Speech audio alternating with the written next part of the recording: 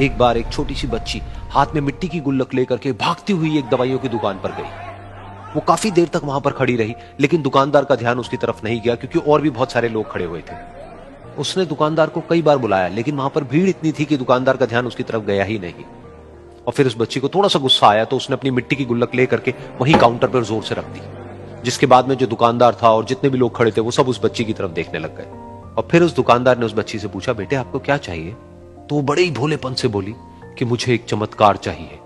ये सुनकर के दुकानदार को कुछ समझ नहीं आया, ना ही वहां पर जो लोग थे उनको कुछ समझ में आया, और सब उसकी तरफ देखने लग गए। फिर दुकानदार ने बोला, बेटे चमत्कार तो यहां पर नहीं मिलता है।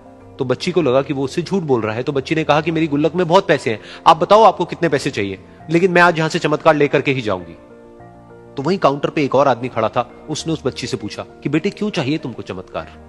तब उस बच्ची ने अपनी कहानी बताई कि अभी कुछ दिन पहले मेरे भाई के सर में बहुत तेज दर्द हुआ, तो मेरे पापा मम्मी उसको हॉस्पिटल ले गए। उसके बाद कई दिन तक मेरा भाई घर नहीं आया। तो मैंने कई बार अपने पापा से पूछा, लेकिन उन्होंने मुझे कुछ नहीं बताया। उन्होंने बार बार यही कहा कि वो आ जाएगा, वो कल आ जाएगा, वो कल आ जाएगा, लेकिन वो आ ही नहीं रहा था। तो मैंने देखा कि मम्मी रो रही है। अब पापा मम्मी को कह रहे थे कि उसकी दवाइयों के लिए और उसके इलाज के लिए जितने पैसे चाहिए उतने मेरे पास में नहीं है, अब उसको कोई चमत्कार ही बचा सकता है। तब मुझे लगा कि अगर मेरे पापा के पास में इतने पैसे नहीं भी हैं तो क्या हुआ, मेरे पास में तो है। तो मैंने जितने भी पैसे जोड़ रखे हैं वो सारे लेकर के मैं इस दवाई की दुकान पर आई। फिर उस आदमी ने उस बच्ची से पूछा, कितने पैसे हैं तुम्हारे पास में? ये सुनते ही उस बच्ची ने अपनी गुल्लक उठाई, जमीन पर फेंकी और तोड़ दी और पैसे गिनने लग गई।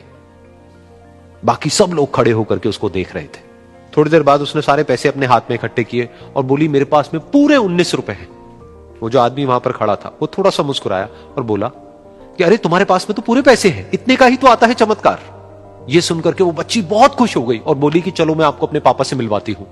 बाद में पता लगा कि वो आदमी कोई आम आदमी नहीं था, बल्कि एक बहुत बड़ा न्यूरोसर्जन था, और उसने सिर्फ 19 रुपए में उसके भाई की सर्जरी करी और कुछ ही दिन बाद वो ठीक होकर के घर वापस आ गया। फिर कुछ दिन बाद वो बच्ची, उसका भाई, उसके पापा, उसकी मम्मी चारों एक साथ बैठे हुए थे और बात कर रहे थे। तो उसकी मम्मी ने उसके पापा से पूछा कि अब तो बता दो ये चमत्कार आपने किया कैसे? तो उन्होंने अपनी बेटी की तरफ देखा और बोले, ये चमत्कार मैंने नहीं, इसने किया है।